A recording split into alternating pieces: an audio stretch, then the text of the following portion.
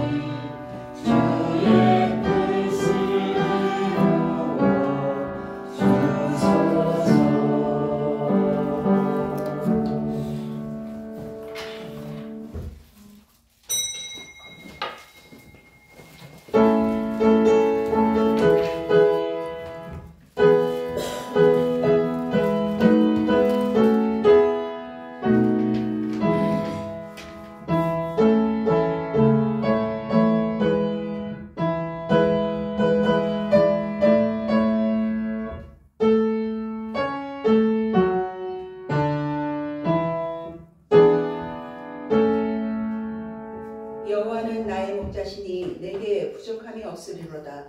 그가 나를 푸른 풀밭에 누이시며 실만한 물가로 인도하시는도다. 아멘. 영원부터 영원까지 거룩과 영광으로 충만하신 하나님 아버지, 천지를 지으시고 지금도 온 세상을 주관하시는 창조주 하나님께 모든 영광과 찬양을 올려드립니다.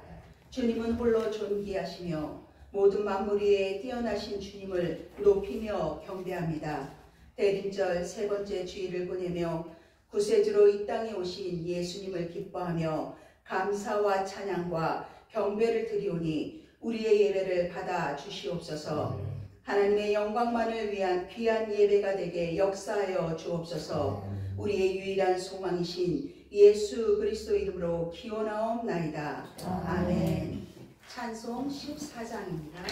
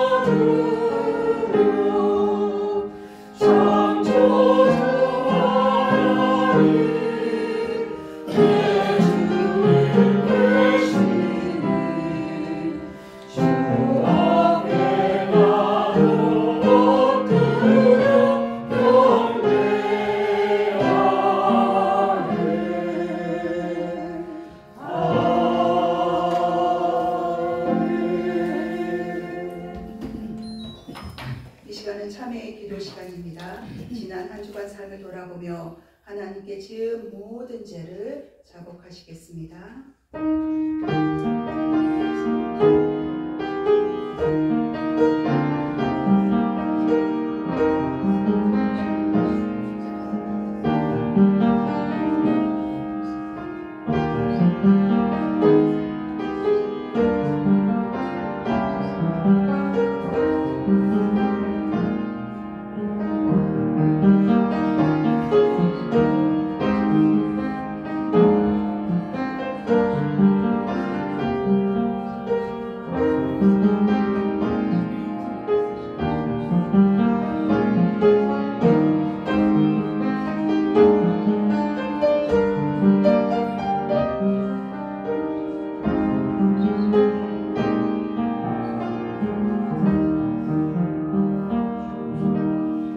여호와께서 말씀하시되 보라 우리가 서로 변론하자 너희의 죄가 추억 같을지라도 눈과 같이 혀질 것이요 진홍같이 붉을지라도 양털같이 희게 되리라.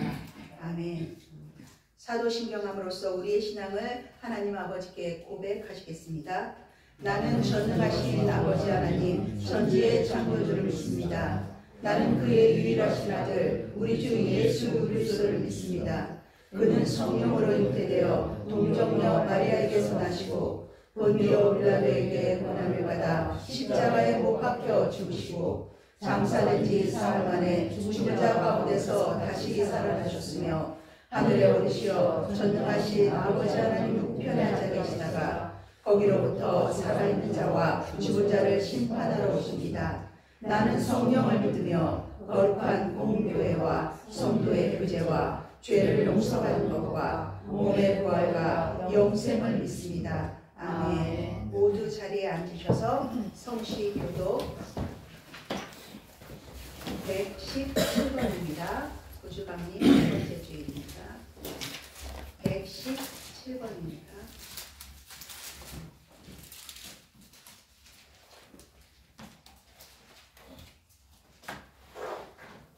찾으셨으면 한 절씩 읽겠습니다. 광야와 메마른 땅이 기뻐하며 사막이 백합화같이 피어 즐거워하며 무성하게 피어 기쁜 노래로 즐거워하며 레바논의 영광과 갈멜과 사론의 아름다움을 얻을 것이라. 그것들이 여호와의 영광 곧 우리 하나님의 아름다움을 보리로다. 너희는 약한 손을 강하게 하며 너희는 무릎을 꿇으며 겁내는 자들에게 이르기를 굳세어라. 두려워하지 말라. 보라 너희 하나님이 오사 보복하시며 갚아주실 것이라. 하나님이 오사 너희를 구하시리라 하라. 그때 맹인의 눈이 밝을 것이며 못 듣는 사람의 귀가 열릴 것이며 그때 저는 산같이 뛸 것이며 말 못하는 자들은 노래하리라.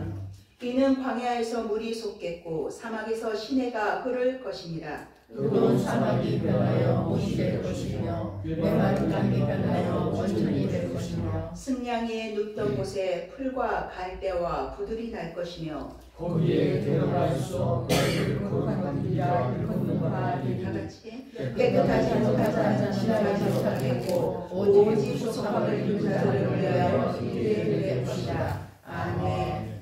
찬송 117장 찬양하시겠습니다. 117장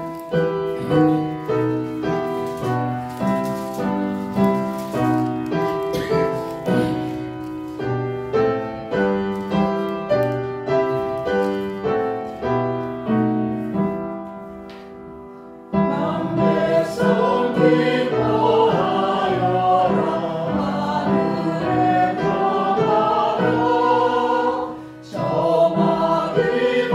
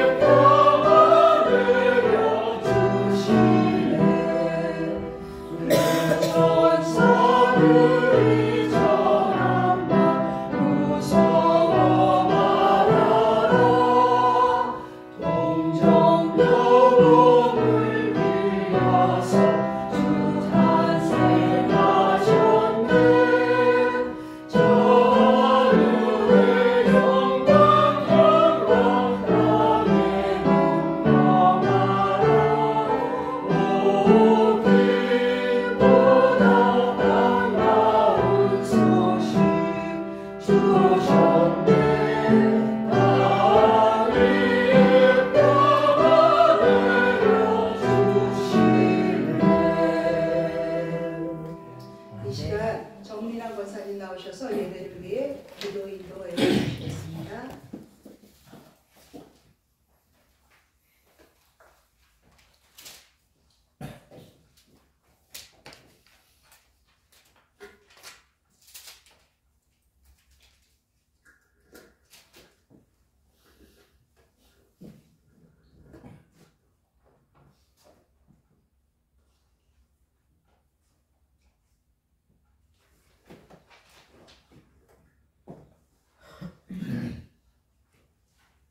영광과 존귀를 받으시기에 합당하신 하나님 아버지, 12월 셋째 주 대림절 주일 예배 주님을 찬양하며 경배의 마음으로 주님 앞에 나왔습니다. 하나님 아버지, 우리에게 새 하늘과 새 땅을 약속하시고 소망 가운데 주님을 기다리게 하시오니 감사드립니다. 주님, 한 해 동안 우리의 삶 가운데 어려움과 시련 속에서도 죄를 붙들어 주시며 하나님의 사랑으로 인도해 주심을 감사와 영광을 올려드립니다. 은혜로우신 하나님 아버지, 이 시간 하나님의 자녀로서 살지 못한 것들을 회개합니다. 말씀대로 살지 못하고 말과 행동과 생각으로 지었던 허물들을 예수 그리스도의 피로 용서하여 주시고 저희의 부족함과 연약함을 주님의 은혜로 새로워지게 도와주시옵소서. 사랑의 주님, 대림절을 맞아 교회와 가정이 하나님께서 주신 평강과 소망 안에서 더욱 하나가 되게 하시고 주님의 뜻을 이루는 통로가 되게 하옵소서. 하나님 아버지, 이 시간 우리나라를 위하여 기도합니다. 대통령의 갑작스러운 개헌 선포와 해제로 인하여 너무나 어지럽고 혼란스럽습니다. 주님, 국제적으로도 신뢰가 떨어지고 있습니다. 이 나라를 불쌍히 여겨주셔서 이 나라의 애정자들이 하나님을 두려워하게 하시고 당의 이익보다 나라와 민족을 먼저 생각하게 하시고 갈라진 민심이 하나 되게 하셔서 모든 것이 안정되게 하옵소서. 하나님 아버지, 이곳에 주님의 크신 뜻이 있어서 성목교회를 세워주시고 지금까지 지켜주시고 함께 하심을 감사드립니다. 주님, 2025년 더욱 부흥하고 성장하기를 기도합니다. 우리의 마음과 생각으로 살아가지 않게 하시고 하나님의 뜻을 잘 분별하여 하나님의 뜻을 행하는 성목교회가 되게 하옵소서. 하나님 아버지, 한영호 담임 목사님, 사모님, 박강희 목사님, 이 교회를 위해서 수고 많이 하셨습니다. 참으로 감사를 드립니다. 영육간의 강건함으로 인도해 주옵소서. 이 교회를 이끌어 가신 최영순 목사님, 최명숙 목사님, 맡은 사역 잘 감당하실 수 있도록 능력과 지혜와 건강으로 함께 하시옵소서. 이 시간 말씀을 전하신 최은숙 목사님 능력으로 붙잡아 주셔서 귀하신 말씀 잘 선포하게 하시옵고 듣는 저희는 마음을 열어 주신 말씀 잘 듣고 마음에 새기며 실천하며 살아갈 수 있도록 인도해 주시옵소서. 예수 그리스도의 이름으로 기도드립니다. 아멘.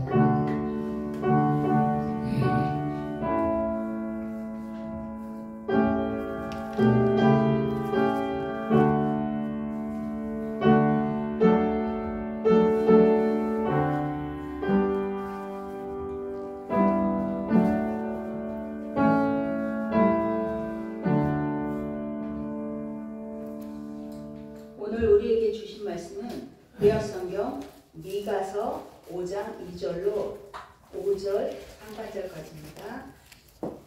미가서 5장 2절에서 5절 첫 줄까지 교독합니다.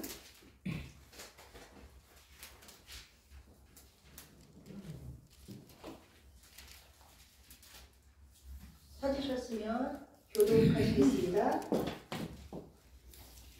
베들레헴 에브라다야, 너는 유다 족속 중에 작을지라도 이스라엘을 다스릴 자가 내게로 나올 것이라. 그의 근본은 상고에 영원에 있느니라.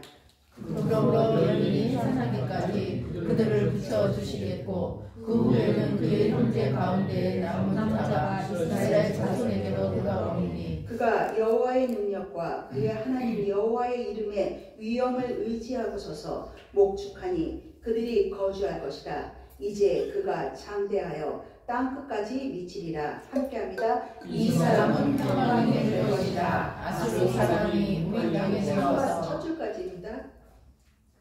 이 시간은 장효인 장로님 나오셔서 특주해 주시겠습니다. 찬송 104장입니다. 104장 고도소서 임마누엘 1, 2절 특주로 간주하신 후 3절은 함께 찬송하시겠습니다. 104장입니다.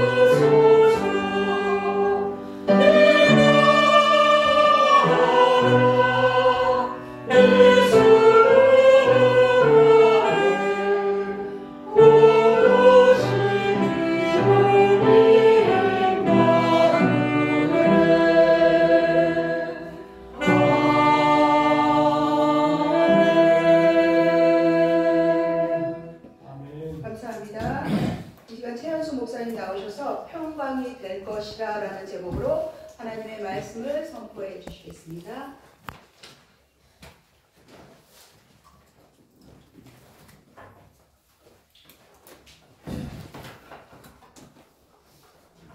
기도하겠습니다.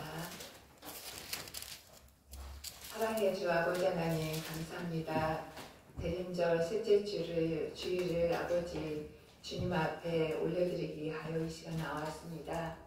아버지 하나님, 우리가 이 세상의 혼란 가운데 살아가지만 아버지 그럴 때일수도 우리들의 마음은 더욱더 하나님께로 향하게 하시고 우리의 마음과 생각이 흐트러지지 않고 오직 주님을 붙잡음으로 세상의 그 혼란함에 휩쓸리지 않고 오직 주께서 부어주신 은혜 가운데 삶의 중심을 잡고 살아가는 저희들 되게 하여 주시옵소서.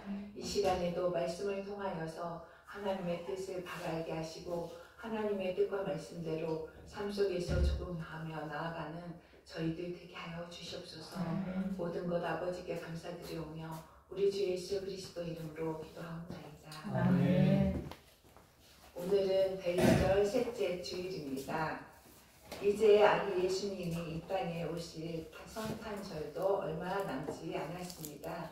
성탄절은 모두에게 기쁘고 즐거운 날이죠. 세상 사람들도 연말 연시가 되면 파티와 축제를 벌이고 또 서로에게 선물을 주고받으며 이렇게 번화가의 음식점들이나 또 상점들도 대목을 누리며 성탄절 특수를 기대하기도 합니다. 세상 사람들도 이렇지만은 우리 그리스도인들도 이와 비슷하게 준비하는 마음으로 성탄절을 기대하며 나아가죠. 교회에서는 기쁨과 감사의 예배를 준비하고 또 찬양대의 아름답고 화려한 성탄절 칸타타가 또 교회 안에서는 울려 퍼집니다. 그런데 예수님이 태어나신 그 당시의 사회 분위기는 어떠했을까요?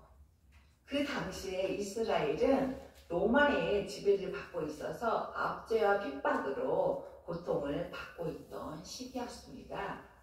또한 유대의 왕이 태어났다는 소식을 들은 헤롯 대왕은 그때 당시에 헤롯 대왕이 그 이스라엘을 통치하고 있었는데 베들레헴과 그 근처에서 태어난 2살 미만의 사나이 아이들은 모두 죽이도록 하였습니다. 예수님의 탄생으로 인하여 그 무렵에 태어난 아이들은 모두 죽임을 당해야 하는 비극적인 상황이었습니다. 2000년이 지난 세대를 살아가는 우리들은 예수 그리스도를 알고 메시아로 구세주로 평강의 왕으로 알고 우리는 환영하고 기뻐하지만 그 당시에 사람들은 비극적인 상황에 놓여 있었던 것입니다. 비극의 날로서의 성탄절의 의미는 오늘 구약의 예언서인 미가서에 예언되어 있습니다. 지금의 그 미가가 예언했던 그 당시의 상황입니다. 그 당시의 상황은 절망적이고 비극이지만 그 속에서 오시는 메시아로 인하여서 회복이 되고 구원이 있으며 남은 자로 인하여 다시 영원을 살아가는 하나님이 통치하시는 나라를 세우실 것을 미가서는 이야기하고 있습니다. 미가라는 이름은 여호와와 같으신 이가 누구입니까? 라는 뜻입니다. 이름 자체로서 미가의 신학을 드러내주고 있는데 미가서 뒷부분 7장 18절에서도 주와 같은 신은 어디 있으리까 하며 여호와 하나님의 통치와 주권을 강조하고 있습니다. 하나님의 통치와 주권을 미가는 강조하고 있는 것입니다. 미가는 기원전 8세기에 700년대이죠. 우리의 그 달력의 연도로 말하면은 700년대 그 8세기에 남유대에서 활동한 예언자로서 유다 남서쪽에 있는 모레셋 가드 출신이었고 가난한 농부였던 것으로 추정하고 있습니다. 미가는 이사야와 같은 시대에 활동한 예언가입니다. 북이스라엘의 수도 사마리아가 아수르에게 멸망당하는 것을 눈앞에서 목도했던 그 사마리아가 북이스라엘이 아수르에게 멸망당한 것을 미가는 눈앞에서 그 당시의 상황을 보고 있었습니다. 미가는 유다왕 요담, 아하스, 히스기야 이 세 세대에 예언했으며 하나님께 받은 메시지 그대로 유대 왕들이 부귀를 누리는 유대 왕들과 그 당시에 자신들의 부귀를 하나 누리는 사람들에 대해서 미가는 책망을 하였습니다. 사마리아의 멸망과 예루살렘, 남유다의 멸망과 장차 회복을 예언하고 부정깃과 우상 숭배에 대해서 책망한 그런 선지자였습니다. 미가가 활동했던 시대적 배경을 보면은 이전 시대인 북이스라엘에서는 여로보암 2세 때에 이제 이스라엘은 경제적 풍요를 누렸고 국제적으로는 장기간 평화로운 시대가 지속되었습니다. 그러면서 이제 계속적으로 이 이후에는 쿠데타가 일어납니다. 유다와 이스라엘은 이 시기에 다윗과 솔로몬 시대의 영토를 거의 회복했습니다. 물론 이러한 영향은 외적인 요인이 더 컸습니다. 강대국인 아수르와 애굽 그리고 아람이 함께 전쟁을 치르고 있었기 때문에 이들의 영향력에서 잠깐 벗어나 있었던 이스라엘은 상대적으로 정치, 경제적인 붐을 누리고 있었던 것입니다. 그러나 이것도 잠시 아람과 북이스라엘은 유다를 침략해서 유다 왕 아하스를 포로로 잡아갔습니다. 이로 인해 북이스라엘은 아수르에 멸망당하고 히스기야는 아수르에 대항하여 싸우다 산헤립에게 예루살렘을 포위를 당합니다.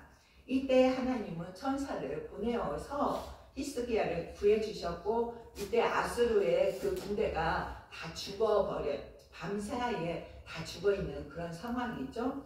히스기야는 이 이후에 이제 종교 개혁을 통하여서 남유다는 참신앙을 회복하였습니다. 그러나 그것 또한 오래가지 못했어요. 왜냐하면은 북이스라엘이 함락되었고 북이스라엘의 피난민들이 수천 명이 남유다로 유입이 되었습니다. 그렇게 해서 남유다에도 사회적 혼란과 이제 북이스라엘과 함께 섞여짐으로 혼합주의적 종교가 기승을 부리게 되었던 것입니다. 이러한 연유로 미가는 남유다의 개인적으로 사회적으로 붕괴된 가치관들, 혼합된 신앙들 그리고 우상숭배가 만연한 그 시대를 향하여서 하나님의 메시지 그대로 책망을 하게 된 것입니다. 당시의 사람들은 아수르가 패권국으로서 끊임없이 유다를 위협하고 바벨론 또한 그 당시에는 주변국으로서 아수르의 영향력 아래에 있었기 때문에 바벨론이 아수르를 멸망시키고 남유다 또한 멸망당할 것이라는 그런 생각을 전혀 하지 못했기 때문에 미가의 애언 이제 멸망당할 것이다. 포로로 끌려갈 것이다. 그런 예언자의 말을 귀담아 듣지 않고 있었던 것입니다. 이와 같은 배경하에 오늘 본문 내용도 읽지 않았지만 5장 1절 말씀 제가 읽겠습니다. 딸 군대여 너는 때를 모을지어다. 그들이 우리를 에워쌌으니 막대기로 이스라엘 재판자의 뺨을 치리로다. 아멘. 딸 군대여는 이스라엘의 군대를 상징하는 말입니다. 그만큼 딸은 좀 좀 연약하게 느껴지죠. 이처럼 이스라엘 군대는 연약한 군대라는 것입니다. 바벨론에 맞서서 싸울 수 없을 그런 연약한 군대인 거죠. 이것이 이스라엘의 현재 상태인 것입니다. 막대기로 이스라엘 재판자의 뺨을 치리라는 이제 유다가 바벨론의 침공을 받고 시드기야 왕이 주전 586년에 이제 바벨론에게 포로로 쇠사슬에 묶이고 또 눈알이 뽑힌 채로 그렇게 포로로 끌려가죠. 그렇게 잡혀가는 상황을 1절에서는 이렇게 이야기하고 있는 것입니다. 여기에서 막대기로 통치자의 뺨을 때린다는 것은 그냥 단순히 이렇게 뺨만 때린다는 것이 아니라 인격적으로 우리가 보통은 그냥 한 대 치고 뭐 그런 것들은 별로 감정이 상하지 않죠. 그렇지만 뺨을 맞는다는 것은 조금 인격적인 모독을 당합니다. 감정이 많이 상합니다. 그만큼 모욕감, 수치감을 느끼는 행위인데 이스라엘이 이렇게 수치를 앞으로 겪게 되는 상황을 이렇게 표현하고 있는 것입니다. 부패한 이스라엘의 운명은 이제 이렇게 수치를 당하며 끝나는 것입니다. 그러나 하나님은 이제 통치자들의 부패와 백성들을 사랑하지 않는 모습과 있는 사람들만 함께 부귀영화를 누리며 하나님의 뜻에 따르지 않고 자기네들의 그런 탐욕만을 가지고 가는 이스라엘 왕들은 이렇게 심판하였지만 하나님께서는 이스라엘을 다시 회복시키시고 구원하시기 위해 오늘 본문 말씀에서는 예수 그리스도를 이 땅에 보내주실 것을 미가를 통해서 예언토록 하고 있습니다. 2절 말씀 다 함께 읽겠습니다. 시작. 베들레헴 에브라다야 너는 유다 족속 중에 작을지라도 이스라엘을 다스릴 자가 내게서 내게로 나올 것이라. 그의 근본은 상고의 영혼에 있느니라. 아멘. 나라를 잃고 희망도 없고 살 소망도 끊어진 불투명하고 암울한 현실 속에서 하나님께서는 그대로 계시지 않고 다시 회복시키시며 이 땅을 영원히 통치하시고 다스리실 오실 메시아가 베들레헴 에브라다에서 나온다고 이야기하고 있습니다.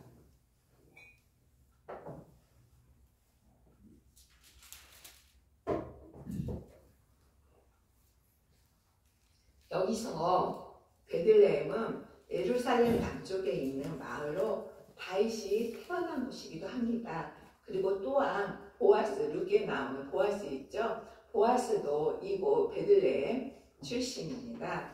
베들레헴은 떡집이라는 뜻으로 구약시대에는 베들레헴에서 이곳에서 나는 곡식들이 이곳이 참 곡식이 잘 나는 그런 땅이었다고 합니다. 그래서 곡식이 많이 나는 곳이었고 또한 에브라스는 창세기 35장에 라헬이 이제 그 하란에서 이렇게 돌아오다가 중간에 죽죠. 거기에서 이제 묻힌 곳이 이 에브라시라는 곳입니다. 이곳이 라헬이 죽어서 묻힌 곳이기도 합니다. 에브라다라는 뜻은 풍성한 열매, 많은 열매를 맺는 그런 곳을 의미하기도 합니다. 이 지역은 워낙 작은 지역이어서 유다 지파가 여호수아에서 땅 분배할 때에도 보통 성읍이라고 하는 곳은 인구가 1000명 정도가 되어야 성읍이라고 이렇게 지칭을 받는데 이곳 베들레헴은 인구가 너무나 작고 마을이 너무 작았기 때문에 그 땅 분배할 때에도 그 이름이 지명이 기록되지 않을 만큼 아주 그렇게 작은 지역이었습니다. 그런데 메시아가 이렇게 주목받지 못하는 곳, 지극히 작은 곳에서 오늘 본문 2절 말씀에서는 오신다고 예언하고 있습니다.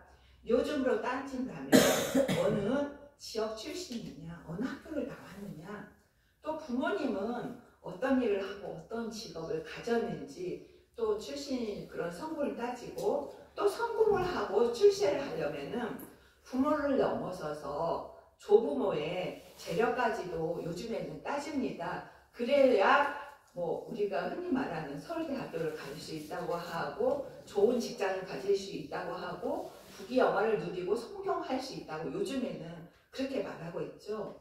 세상에서는 이렇게 말하는데 예수님이 이런 세대에 오신다고 하셨더라면은 예수님은 이 시대에 끼어들 틈도 없으셨을 것입니다.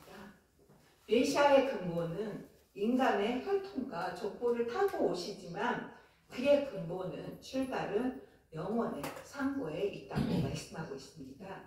성목의 성도 여러분, 우리의 족보 또한 물론 우리도 혈통을 통해서 이 세상에 왔지만 우리의 족보 또한 영원, 영생에 있다는 것을 우리 성도님들 믿으시죠?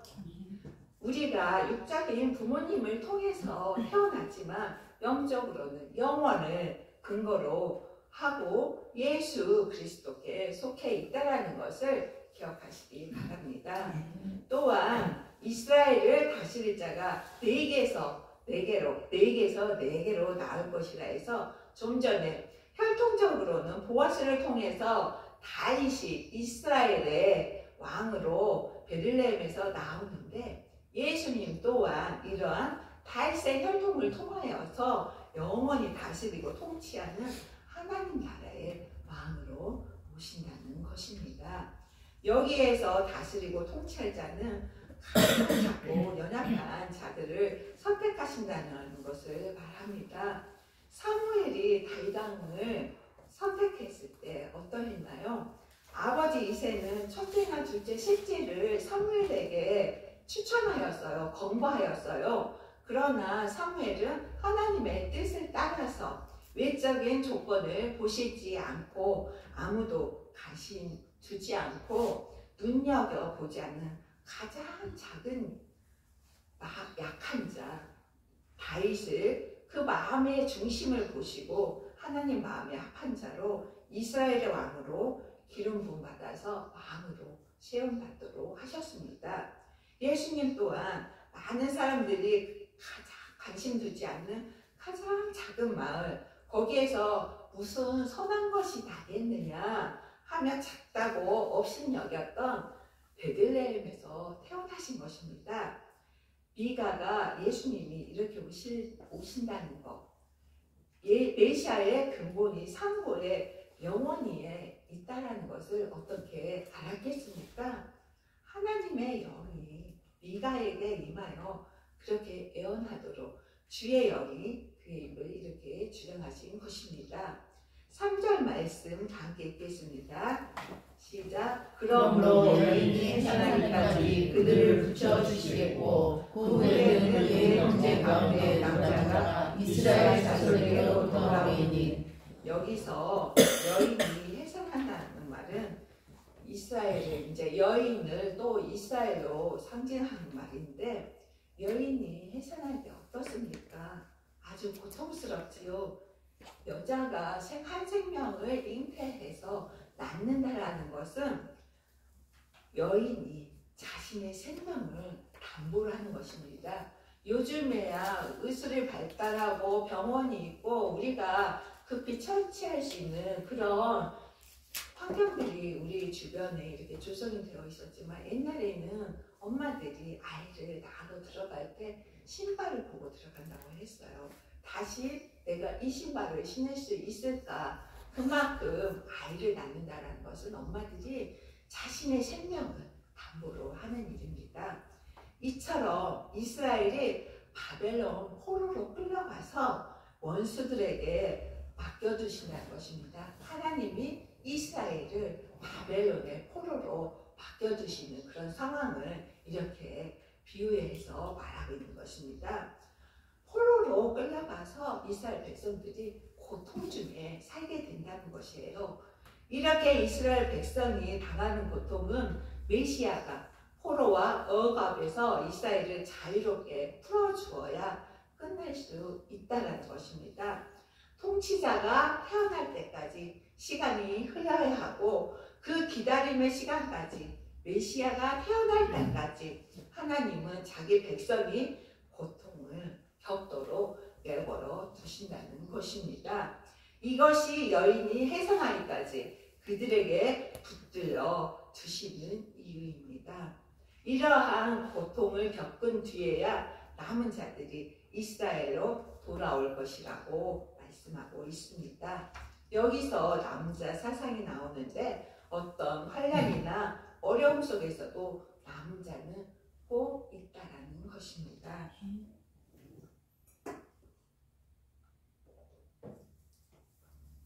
소돔과 고모라는 의인 10명만 있으면은 건짐을 받을 수 있었습니다. 그러나 없었습니다. 아브라함이 그렇게 기도하며 의인 10명을 구했지만 없었습니다. 오직 아브라함 한 명만이 의인이었고, 그래서 아브라함으로 인하여서 조카 롯은 구원을 받을 수 있었습니다. 또 엘리야가 그 바알의 우상들과 그 선지자들과 싸울 때 이제 엘리야가 하나님 앞에서 이제 남았다고 기도하며 낙심해 있을 때 하나님께서는 아니다, 바알에게 무릎 꿇지 아니한 자 7,000명을 내가 남겨두었다고 하나님은 그렇게 말씀하셨습니다. 바알에게 무릎 꿇지 않고 우상 숭배하지 않는 자가 7,000명이 있다라는 것입니다. 우리나라가 이렇게 유지될 수 있는 것도 하나님께서 남은 자를 남겨두셨기 때문에, 그 남은 자들의 기도로 인하여서 하나님이 이 나라를 이렇게 세워가시고 이 나라를 붙잡아 주신 줄 믿습니다.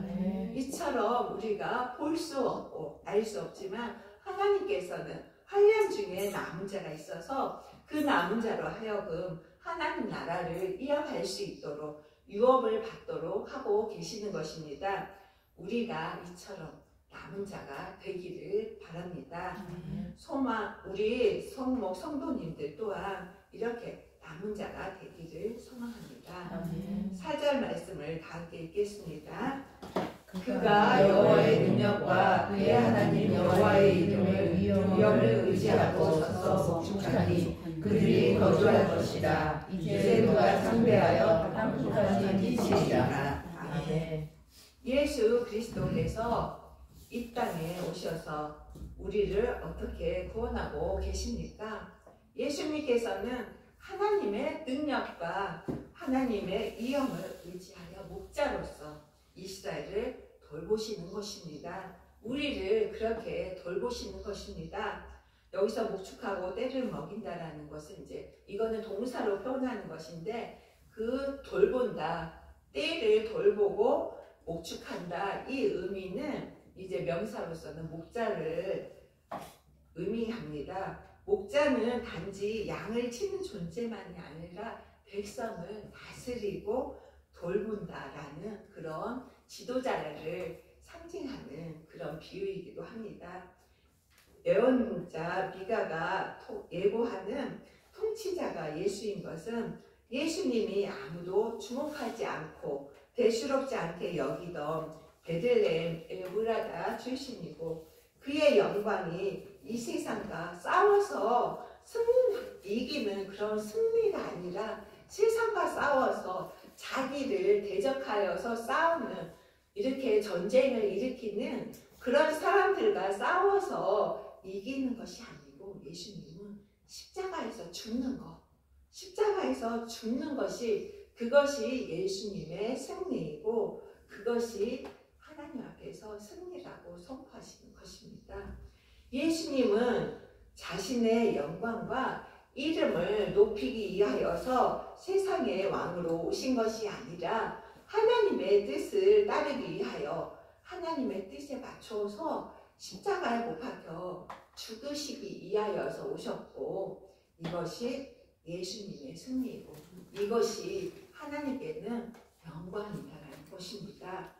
그래서 우리가 고대하고 기다리는 예수님은 힘과 권력을 가지신 분이 아니라 비록 힘없고 연약한 모습으로 마가단에서 태어났지만, 그랬기 때문에 백성과 함께하고 아픈 자들과 함께하고 또 귀신 들린 자들, 또 그를 많이 따르는 연약한 자들과 함께 하셨고, 백성의 짐들을 나눠지시는 그런 메시아로 우리가 기다릴 수 있는 것입니다. 5절 상반절, 이 사람은 평강이 될 것이다. 아멘. 예수님께서는 전쟁과 기근과 갈등과 불의와 부정의가 있는 이 땅에 평화를 가지고 오셨습니다.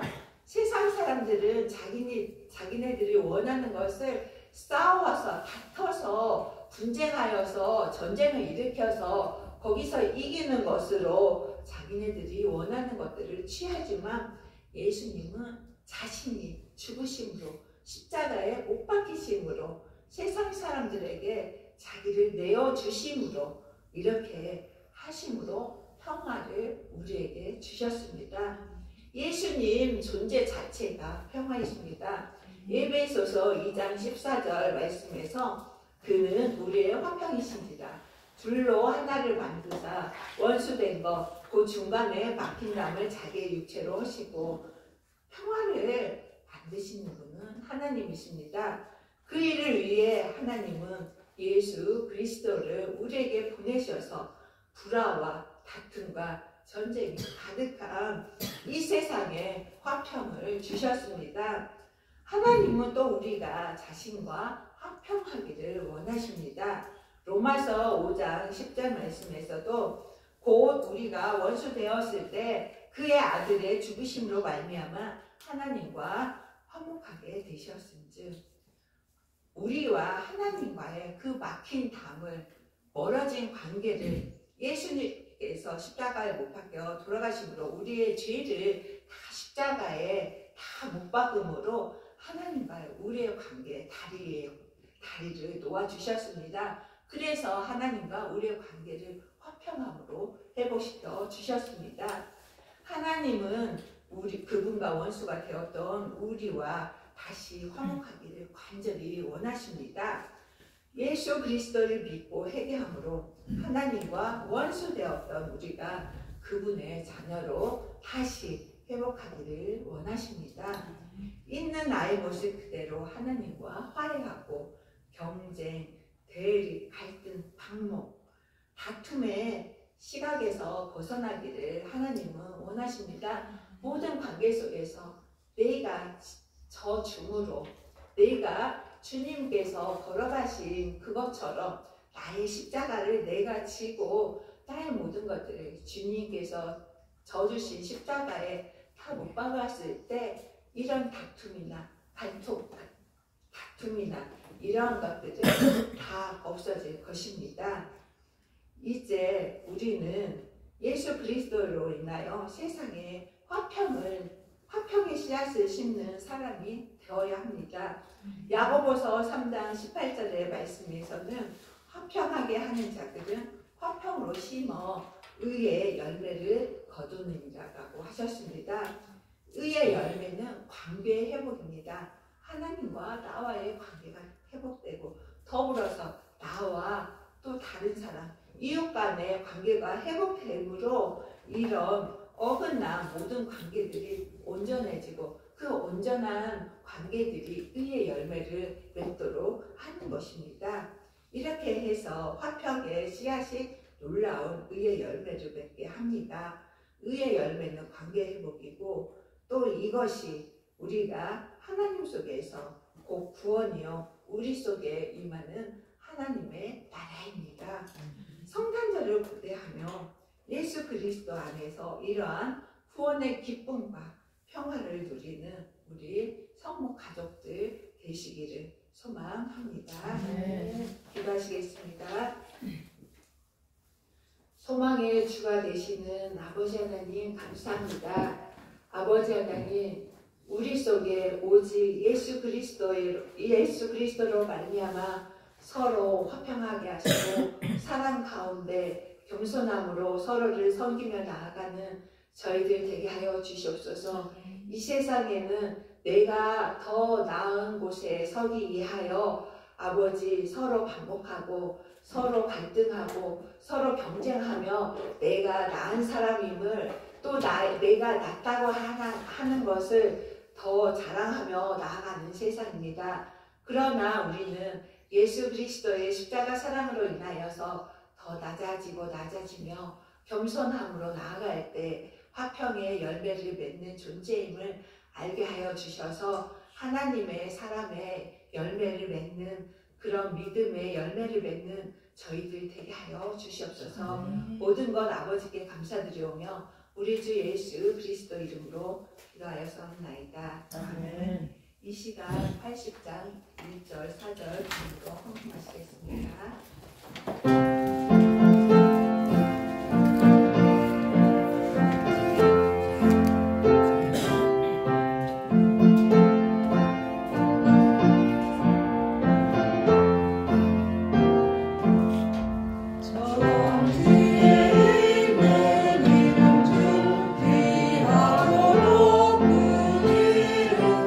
주나시기 전 지으신 우주의 이름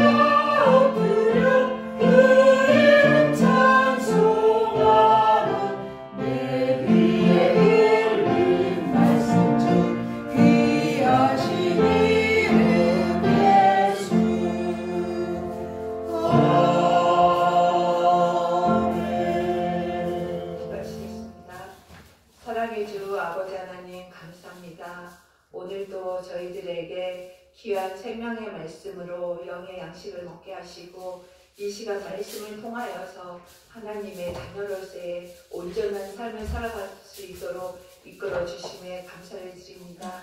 아버지 하나님, 이 시간 저희들의 마음과 정성을 모아 하나님 앞에 귀한 예물을 올려드립니다. 하나님, 이 예물이 하나님 나라와 하나님의 뜻에 합당한 예물로 사용되게 하여 주시옵소서. 이 예물을 바치는 손길 하나하나를 기억하여 주시옵고 우리 성목의 모든 권속들 가정이 하나님의 말씀과 뜻 가운데서 물질로 인하여서 어려움 당하지 않게 하시고 하나님께서 채워주시는 풍족함으로 나누며 베풀며 세상 속에서 많은 영혼들을 하나님께로 이끌어 올 수 있는 그런 가정들로 세움받으며 나갈 수 있도록 주님 역사하여 주시옵소서. 아버지 하나님, 우리 성목교회를 위해서도 기도합니다. 아버지, 우리가 말씀을 통하여서 영적인 부유와 풍족함을 누릴 수 있는 모든 권속들 되게 하여 주시옵고 성목이 더욱더 말씀으로 부흥하여져서 이곳이 모든 영혼들로 생명들로 채워지게 하시고 아버지, 우리들이 나가는 곳곳마다 생명이 살아나는 영적인 부흥이 일어나는 그런 아버지 역사를 이루며 나갈 수 있도록 주님 역사하여 주시옵소서. 모든 것 아버지께 감사를 드리오며 우리를 구원하신 예수 그리스도 이름으로 기도하옵나이다. 아멘.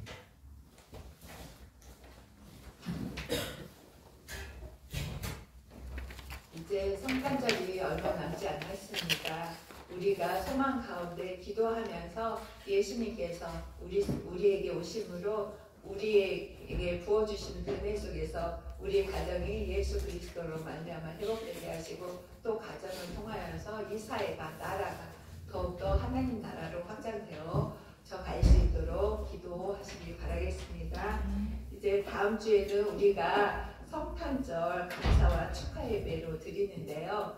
다음 주에는 또 평화교회에서 함께 나와서 우리의 예배 자리에서 함께 예수 그리스도의 탄생을 축하하며 또 감격의 그 은혜를 누립니다. 우리 모두 기도하면서 오셨을 때 한 마음으로 환영해 주시고 그분들을 반갑게 맞아들여 주심으로 그분들이 또 우리 교회의 동역자로서 하나님께 기쁨에 감사의 영광을 누릴 수 있는 그런 주일이 되기를 바라겠습니다. 이 시간 620장 찬양함으로 예배를 마치겠습니다.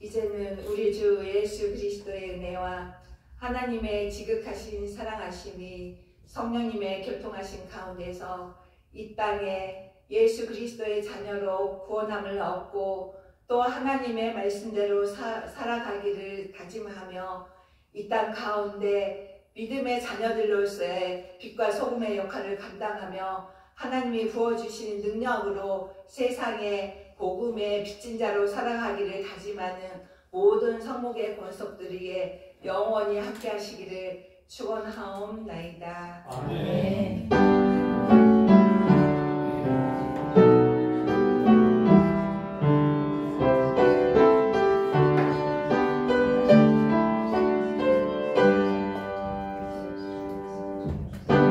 주시며